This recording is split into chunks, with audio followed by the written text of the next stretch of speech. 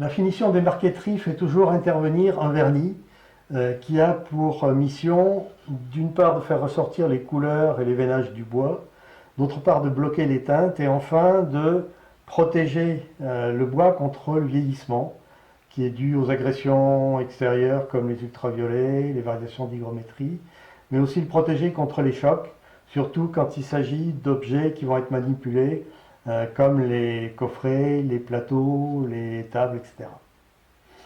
Alors vernisseur, c'est un métier. Il va donc falloir apprendre des nouvelles techniques. Je vais me contenter de vous indiquer des points que je trouve importants, bien que je ne sois pas vraiment un spécialiste dans le domaine. Mais je vais vous montrer néanmoins des techniques qui permettent d'obtenir des résultats tout à fait satisfaisants sans être pour autant très difficiles à mettre en œuvre. Ça ne vous empêche pas de faire appel à un vernisseur le jour où vous aurez réalisé une très belle marqueterie. Le point qui est important pour la finition, c'est de savoir que plus de la moitié du travail réside dans la préparation. On ne peut pas espérer faire une belle finition sur une surface dont la préparation aura été bâclée. Cette préparation passe par plusieurs étapes. Tout d'abord, il faut obtenir une surface parfaitement plane et régulière, et ça, on va l'avoir grâce à l'utilisation du racloir qui va nous permettre de ramener tous les plaquages à la même épaisseur. La deuxième étape sera de boucher les imperfections qui peuvent rester encore et terminer par un ponçage soigné. Et enfin, la troisième étape consistera à effectuer un bouchage des pores du bois. Certaines essences ont des pores qui sont extrêmement gros. Cette étape s'appelle le bouche-porage et elle va être plus ou moins poussée suivant le type de finition auquel on voudra procéder. Donc on va voir successivement quelles sont les différentes étapes de cette préparation. La première opération est de ramener tous les plaquages à la même épaisseur en utilisant le racloir. On a vu comment on prépare le racloir dans une vidéo de la catégorie recettes d'atelier. Le racloir se tient par les bords et il est légèrement arqué par les pouces qui servent à pousser et il faut trouver l'angle le plus efficace pour lever les copeaux.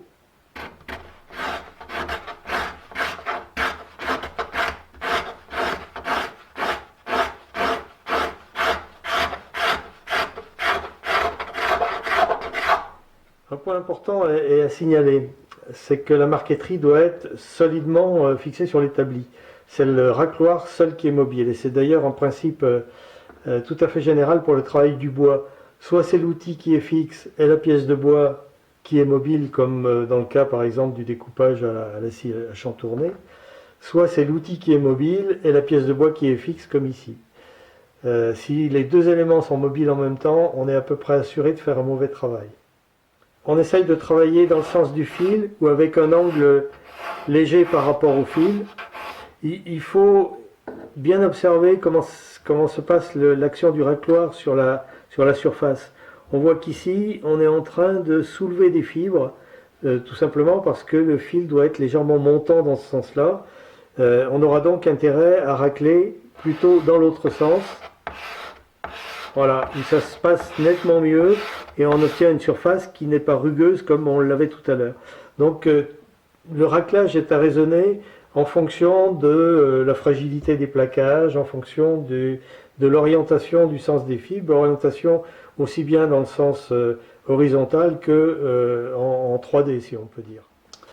Il convient de faire attention aussi aux bordures et aux coins, parce que c'est avec l'action du racloir, c'est là qu'on risque d'arracher des choses, tout particulièrement lorsque, comme ici, on a des champs qui sont plaqués avec le fil qui est perpendiculaire à la face de la marqueterie. Donc dans ce cas-là, on va éviter les dommages importants, d'une part en affleurant parfaitement les côtés, donc ça on va le faire au papier de verre, sur tout le tour de la marqueterie, on va affleurer parfaitement les côtés et les coins. Et ensuite, quand on va racler, on va éviter d'aborder les côtés en poussant le racloir vers l'extérieur, parce que là on risque d'arracher des choses. Au contraire, on va le faire en poussant vers l'intérieur de façon à épargner autant que possible les côtés. Pour les coins, de la même façon, il faut faire très attention et il est souvent préférable de laisser une surépaisseur dans le coin. La surépaisseur partira très facilement au ponçage final.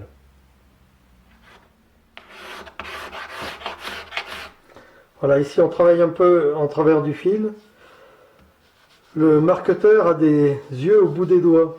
Avec le toucher, on peut détecter des différences d'épaisseur très faibles, le centième de millimètre, peut-être même davantage. Il y a deux moyens de savoir quand on peut arrêter le travail au racloir.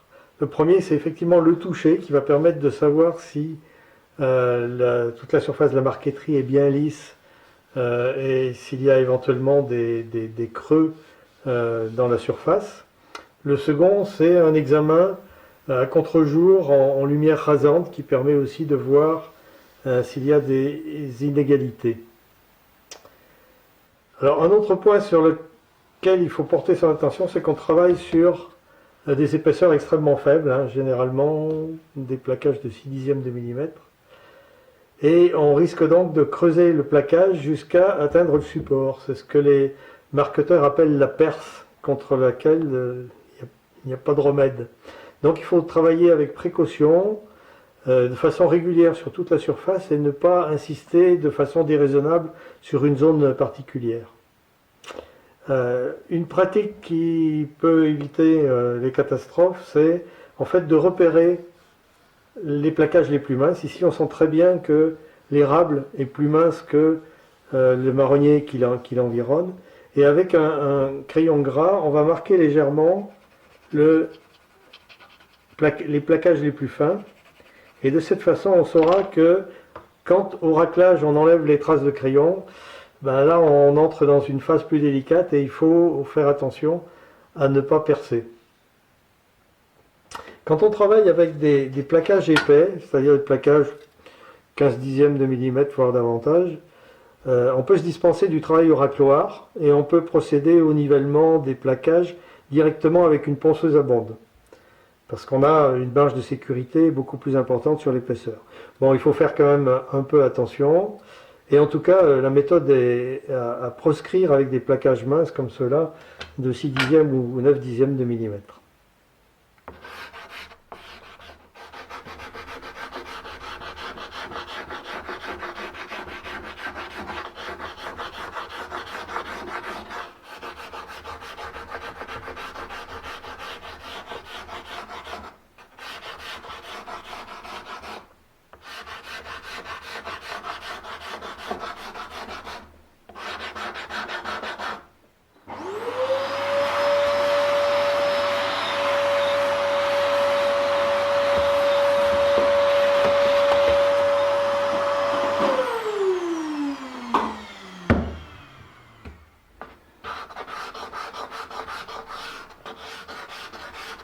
On m'a fait des remarques sur l'utilisation du racloir, et comme elles me semblent parfaitement judicieuses, je vous en fais part. Voilà, il est préférable d'utiliser le racloir en tirant plutôt qu'en poussant. En poussant, on appuie sur le racloir avec les pouces en son milieu, et par conséquent la lame est assez fortement pliée et creuse davantage au milieu. En tirant, en revanche, on répartit mieux les doigts sur la longueur de la lame, elle reste plus rectiligne et du coup, elle permet aussi d'aborder avec plus de précaution les bords et les coins. Donc si vous vous sentez à l'aise avec cette façon de procéder, elle semble bien préférable.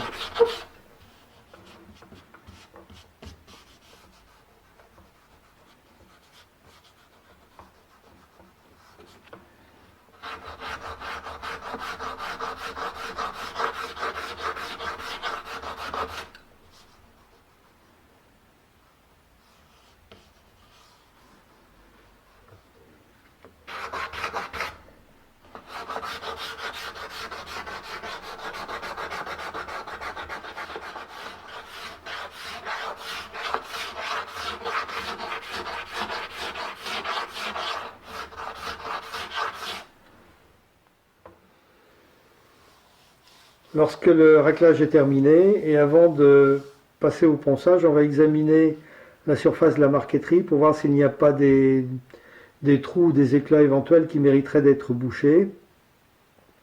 On peut pratiquer les bouchages soit avec de la pâte à bois comme on a fait sur la cale tendue, soit avec de la gomme laque qu'on applique fondue avec une lame métallique chauffée. On verra plus loin comment on utilise la gomme laque en bâton. Ces bouchages sont donc à faire avec précision en essayant de ne pas trop déborder sur les zones environnantes quand il y a un risque de les tacher avec la pâte utilisée.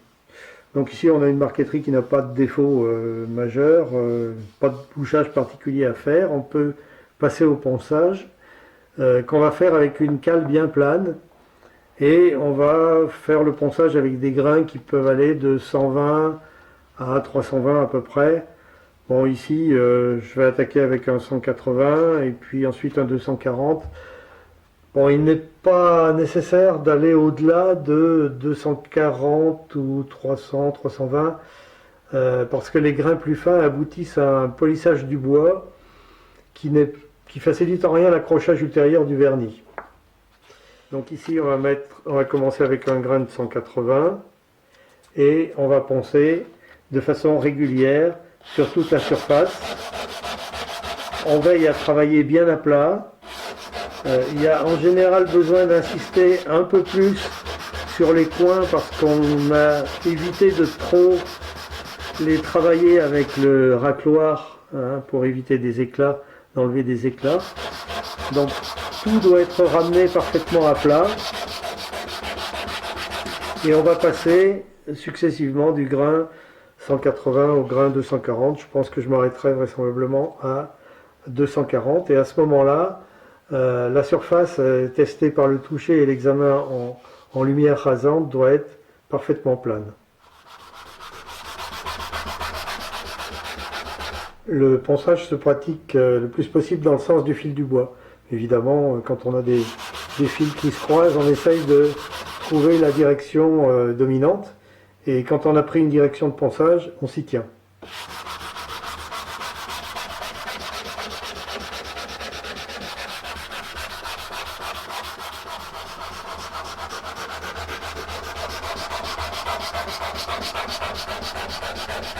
Alors avec le ponçage, on enlève encore du bois. Donc attention à la perce. On est toujours menacé par ça.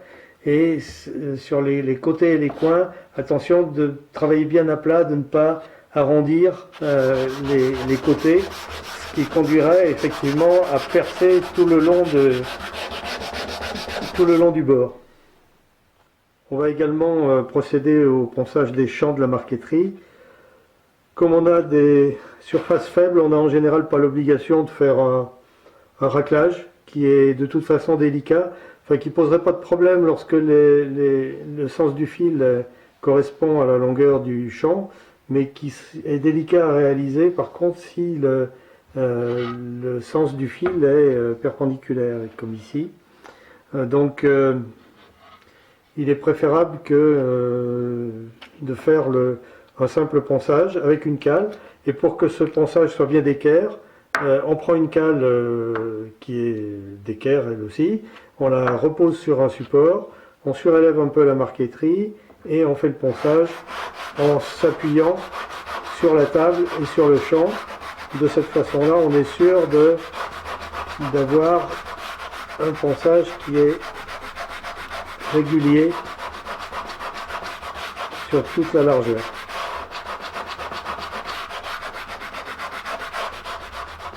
On a terminé le ponçage et on a signé notre marqueterie.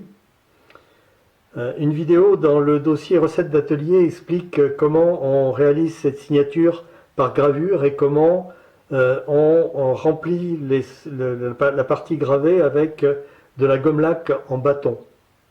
On va ensuite pratiquer un dépoussiérage soigneux en commençant avec un aspirateur et on va terminer avec un pinceau qu'on passe dans le sens du fil du bois, et c'est le pinceau qui va chasser les derniers grains de poussière qui sont retenus dans les pores du bois. on va avoir un support tout à fait propre sur lequel les pores donc sont ouverts. On a des bois qui sont peu poreux comme l'érable, mais par contre le marronnier ou le coteau sont des bois qui présentent des pores importants et qu'on sent d'ailleurs au passage du doigt. Ces pores vont rester apparents lorsqu'on va passer le vernis. Et si on veut avoir un fini absolument lisse et régulier, il va falloir boucher les pores. C'est une opération qui s'appelle le bouche-porage et qui se pratique au moyen de poudre de pierre ponce. On utilise une poudre de pierre ponce extrêmement fine. Et cette poudre, on va la passer avec un tampon imbibé d'alcool. La poudre va user, la poudre de pierre ponce va user la surface de la marqueterie et va créer une sorte de pâte qui va venir progressivement boucher les pores du bois. Sur des meubles, par exemple, qui sont généralement composés d'une seule essence, on pratique ce bouche-porage directement sur le bois poncé. Par contre, sur les marqueteries qui comprennent plusieurs essences avec des couleurs très diverses, le problème qui va se poser est que la pâte qui se forme au contact de la pierre ponce va être de couleur plutôt foncée et en se déposant dans les pores des bois clairs, elle va venir les tacher. Alors quelquefois l'aspect qui est pris par les bois clairs n'est pas forcément gênant, mais en général on voudra l'éviter et il conviendra alors de remplir partiellement les pores du bois, d'isoler en quelque sorte les bois clairs de façon à ce que cette pâte ne vienne pas se déposer trop dans les pores et tacher les bois clairs. On va isoler le bois avec un vernis cellulosique qu'on appelle aussi du fondure, qui a l'avantage d'avoir un extrait sec important et donc de boucher assez efficacement le fond des pores du bois. On va généralement passer une couche qui peut être passée avec du coton à vernir ou avec un pinceau. Je préfère en général diluer le vernis à 30% avec un diluant cellulosique et il est plus facile à déposer sur le bois. J'utilise souvent 2 couches passées à 1/4 d'heure d'intervalle. Nous allons passer le fondure avec le coton à vernir. Donc si je prends un fondure légèrement dilué.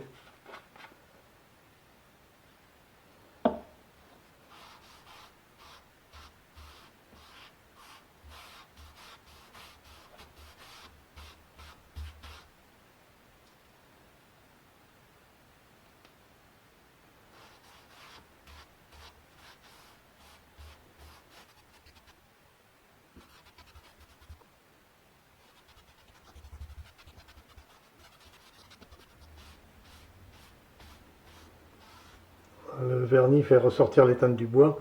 On va mettre 2 couches à 1/4 d'heure d'intervalle. Pour la deuxième couche, on vérifie qu'on n'a pas d'aspérité sur la surface. Si c'était le cas, on passe un petit coup de papier de verre fin. Là, j'utilise du 400.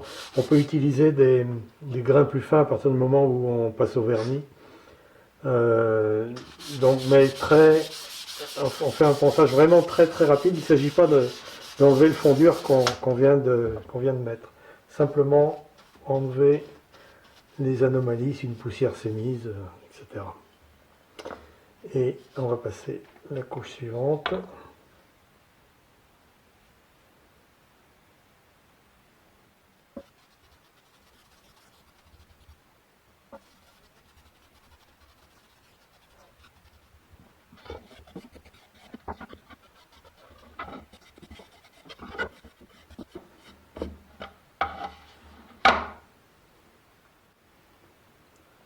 Après 1/4 d'heure à 1/2 heure de séchage, on va pouvoir attaquer le bouche-porage à la pierre ponce. Alors pour ça, on utilise un tampon qui est constitué d'une boule de tricot de laine qui est enveloppé dans un tissu non plucheux, du coton ou du chanvre. Pour le corps du tampon, c'est important d'utiliser un tricot parce que la structure maillée permet au matériau de rester souple dans le temps, il ne s'écrase pas comme ça il va restituer très progressivement l'alcool qu'on va utiliser.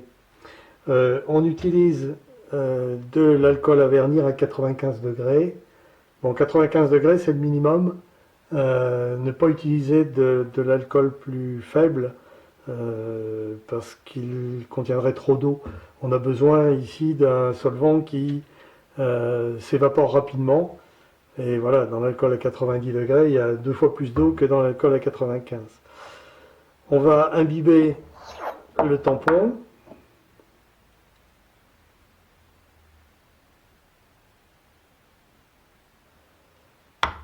Répartir l'alcool.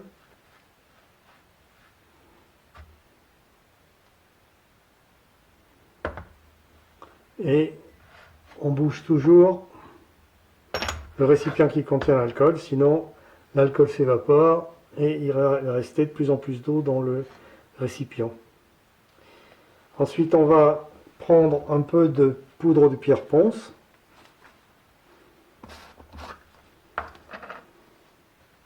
Qu'on va mettre à la surface du tampon.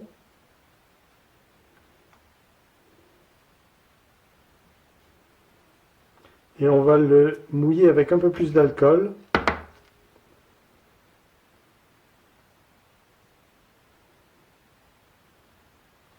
C'est important de mouiller la pierre ponce qui est sur le tampon pour éviter de déposer de la pierre ponce sèche sur la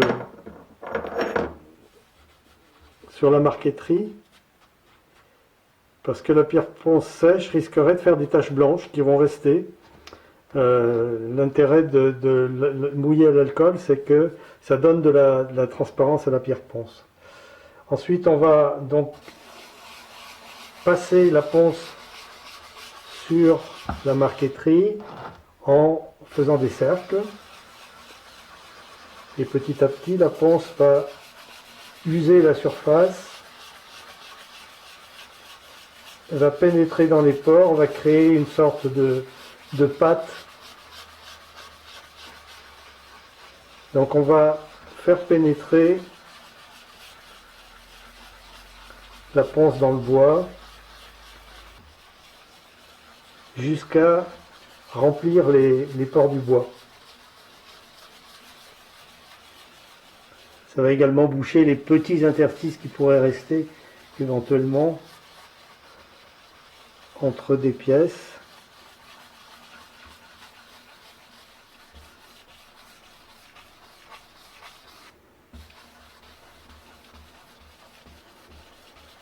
Le bouche-porage va devoir se pratiquer en plusieurs fois parce que le séchage de la pâte dans les pores va provoquer un léger retrait et en fait le bouche-porage va creuser et donc il faut laisser sécher suffisamment, une demi-journée, une journée et y revenir.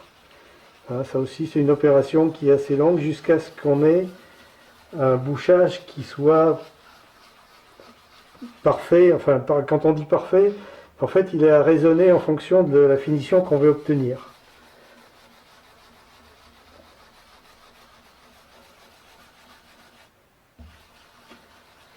Quelquefois on va se contenter d'un bouche-porage partiel qui va laisser apparaître encore le relief du bois, le relief des pores du bois.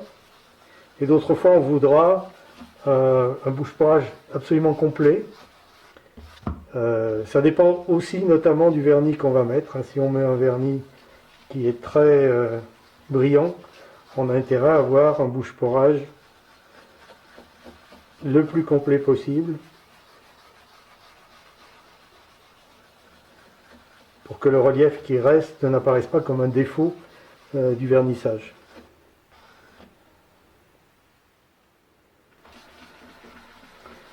Au fur et à mesure que l'alcool sèche,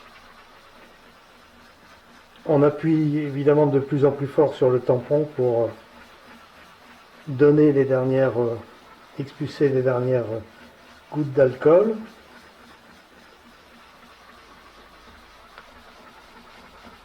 Voilà, on a également les côtés à faire.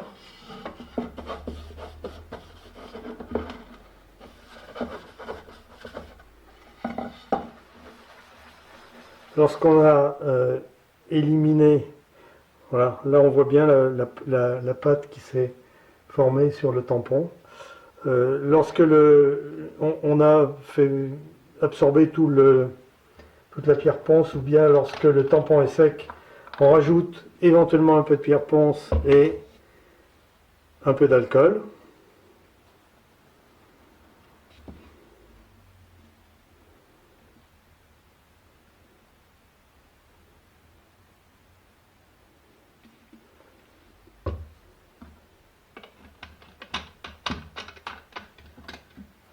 Et on va poursuivre ce travail jusqu'à avoir fait pénétrer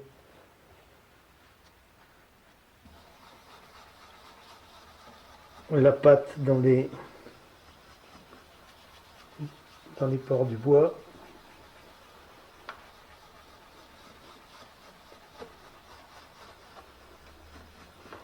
On a intérêt à observer le travail en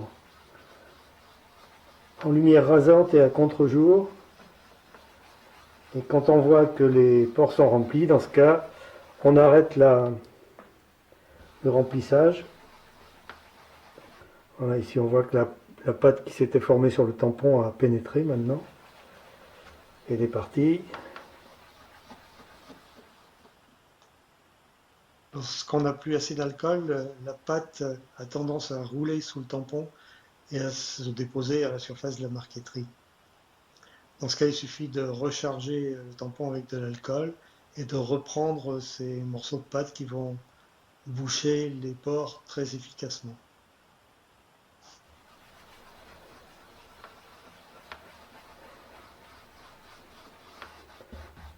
Donc là, on a à peu près rempli nos pores. On va pouvoir s'interrompre, attendre que tout ça sèche, que les pores se recreusent un petit peu sous l'effet du séchage, et on refera un deuxième chargement avec la pierre ponce, ce qui pourra éventuellement être suffisant. Apparemment ça se bouge bien là. Sinon on fera un troisième.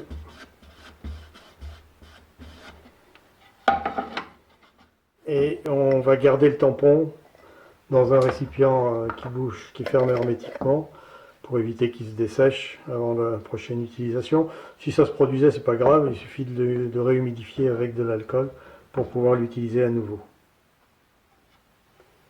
Voici l'aspect de l'ouvrage après 2 séances de bouche-porage. Donc on a atteint l'objectif qui est d'avoir une surface parfaitement remplie. Elle a un léger brillant avec tout au plus quelques légères traces de passage du tampon. Quand on a obtenu cet état, on peut passer véritablement à la finition de l'ouvrage avec le passage d'une encaustique ou d'un vernis.